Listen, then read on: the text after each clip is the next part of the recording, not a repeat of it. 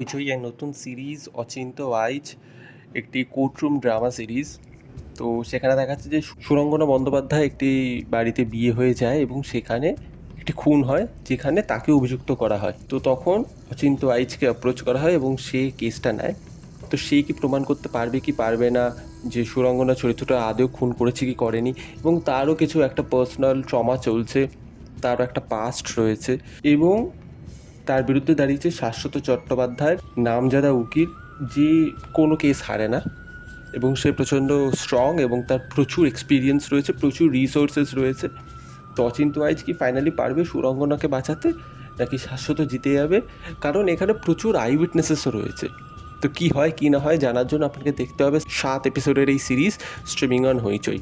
তো এই সিরিজটার ভালো দিক খারাপ দিক যদি আমি বলি, দেখুন ভালো দিকের ভিতর ইনিশিয়ালি দেখাচ্ছে যে অচিন্ত্য আইচ মানে ঋত্বিক চক্রবর্তীর যে ক্যারেক্টারটা রয়েছে, তার কিছু পাস্ট ট্রমাস রয়েছে, তার কিছু ফেলিয়ার্স রয়েছে, সে ঘুরে দাঁড়াতে পারছে না, সে ডাউন অ্যান্ড আউট। এই একটা পার্সপেক্টিভ দেওয়া হয়েছে, সেটা খুব ভালো। এবং শাশ্বত চ্যাটার্জি সে যেইটুকু স্পেস পেয়েছে সেইটুকু স্পেসের ভিতর ভালো কাজ করেছে, এবং তার এবং ঋত্বিকের যে ডুয়েলটা রয়েছে, যে গিভ অ্যান্ড টেকটা রয়েছে, সেটা খুব ভালো। এখানে ছোটো একটা রাসমোহন এফেক্ট দেওয়ার চেষ্টা করা হয়েছে, সেটাও খুব ভালো। এবং দেবরাজ ভট্টাচার্য, সেও কিন্তু ভালো কাজ করেছে, তার কমিক টাইমিং মোটামুটি আমার ভালোই লেগেছে। তো এইগুলো ভালো দিক। এই ছাড়া ভালো দিক আমার কাছে তেমনি কিছু নেই। দেখুন, জয়দীপ মুখার্জি এই সিরিজটা তৈরি করেছে এবং আমার সত্যি এই সিরিজটার প্রতি একটু আশা ছিল, কিন্তু এখানে কোনো আশার পুরো আশার উপর জল ঢেলে দিয়েছে। এই গরমের ভিতর গরম জল ঢেলে দিয়েছে। কারণ আমি বলছি, দেখুন, আপনি প্রথমে দেখাচ্ছেন যে আপনার যে মেইন ক্যারেক্টার অচিন্ত্য আইচ, তার একটা ট্রমা চলছে, সেই ট্রমারটা একটা ক্লোজার দিতে হবে। সে এত বড় একটা কেস জিতলো, তাহলে তো তার একটু নাম হওয়া উচিত, সেটা একটু এস্টাবলিশ করা উচিত, বা তার ট্রমাটাকে একটু ভালোভাবে দেখানো উচিত। একদম ভালোভাবে হয়নি সেই জিনিসটা। কাজে তার চরিত্রটার কোনো আর্ক নেই, কোনো ক্লোজার নেই। সেটা তো প্রথম হলো। শাশ্বত চ্যাটার্জিকে লাস্টের দিকে প্রচণ্ড বেশি ডাউন করে দেওয়া হয়েছে।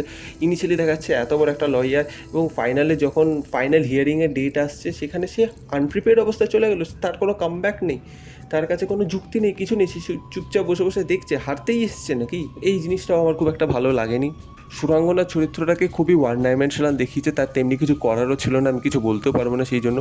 লোকনাথবাবু ছিলেন, তাকেও তেমনি কিছু স্পেস দেওয়া হয়নি। সে কিন্তু ভালো অ্যাক্টার, তো যেইটুকু সে সময় পেয়েছে সেটা কিন্তু ভালো কাজ করেছে, কিন্তু সেটাও খুব ভালোভাবে তাকে স্পেস করে দেওয়া হয়নি। সিরিজ মানে আপনাকে ক্যারেক্টারকে স্পেস দিতে হবে, কাজে সেটাও হয়নি। এবং ইনভেস্টিগেশনটা প্রচণ্ড ফালতু, এবং গদগদে হইচইয়ের যে প্যাটার্ন রয়েছে তার উপরে এটা তৈরি করা হচ্ছে। নতুন কিছু অ্যাপ্রোচ নেওয়া হচ্ছে না, আপনাকে 6টা এপিসোড ধরে কিছুই গোল গোল ঘোরা হবে না, এবং ফাইনাল এপিসোডে গিয়ে সেটা বুম করে একটা বোম ফেলা হবে। তো প্রথম 5টা এপিসোড তো তেমনি কিছু নেই। 6 নম্বরে গিয়ে একটু আপনার ইন্টারেস্ট জাগবে, এবং 7 নম্বরে গিয়ে সিজন ফিনালে, তো সেখানে আপনাকে তো কিছু শক ভ্যালু দেওয়া হবে। তো এটা আমার একদম ভাল লাগে না। হইচইয়ের অ্যাপ্রোচ যে প্রথমে কিছুই দেখাবো না, এগোই কি এগোয় না, চলে কি চলে না, তারপর ফাইনালি গিয়ে দেখাবো। তো এই প্যাটার্নটা হইচইকে এড়াতেই হবে। দেখুন, আপনার কাছে যদি ভালো সাসপেন্সের স্টোরি বা প্লট পয়েন্টস না থাকে, আপনি ক্যারেক্টারের উপর ফোকাস করুন। আপনি তো ভালোই লিখেছিলেন, একটা ইন্টারেস্টিং ক্যারেক্টার হতে পারতো। Ritwik Chakraborty is a terrific performer. তো তাকে আপনি যদি স্পেস করে দিতেন, সেই নিজের ট্রমা, সেই নিজের স্ট্রাগল, সেই নিয়ে কিন্তু ভালোভাবেই করতে পারতো, এই সিরিজটাকে টেনে বার করে আনতে পারতো। কিন্তু আপনি তাকে দিলেন না, তাই আর হলো না। আপনাকে থ্রিলার বলে যে থ্রিলারই দেখাতে হবে তার এমন তো কোনো কথা নেই। আপনি ড্রামাটা দেখাতে পারতেন, পরিবারের ডাইনামিক্স দেখাতে পারতেন। এত বড় পরিবার দেখাচ্ছেন, তো সেখানে চরিত্রগুলোকে ইন্টারেস্টিং করে দেখান, সেটাও দেখাচ্ছে না। পরিবারের একটা ঐতিহ্য রয়েছে, তো আপনি সেই ঐতিহ্যটাকে দেখান, একটু ভালোভাবে এস্টাবলিশ করুন। মুখে মুখে কেন দেখাচ্ছেন? কিচ্ছা রয়েছে, সেটাও আপনি মুখে মুখে দেখাচ্ছেন।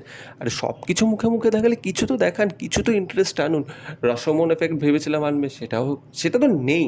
সেটা ট্রেলারে দেখে আমার মনে হয়েছিল স্বরচিত হয়ে গেছিলো ব্যাপারটা। তো অচিন্ত্য আইচ আমার তো প্রচণ্ড খারাপ লাগলো। হ্যাঁ, আমি বলবো না কলঙ্কের মতো, মানে একদম কলঙ্ক। ঠিক আছে, যারা একটু থ্রিলার পছন্দ করে, যাদের এই ঘরানার কাজ ভালো লাগে, তাদের ভালোই লাগবে, অন্যদের কাছে ওয়ান টাইম ওয়াচও না। তো এই ছিল আমার রিভিউ অচিন্ত্য আইচের প্রতি।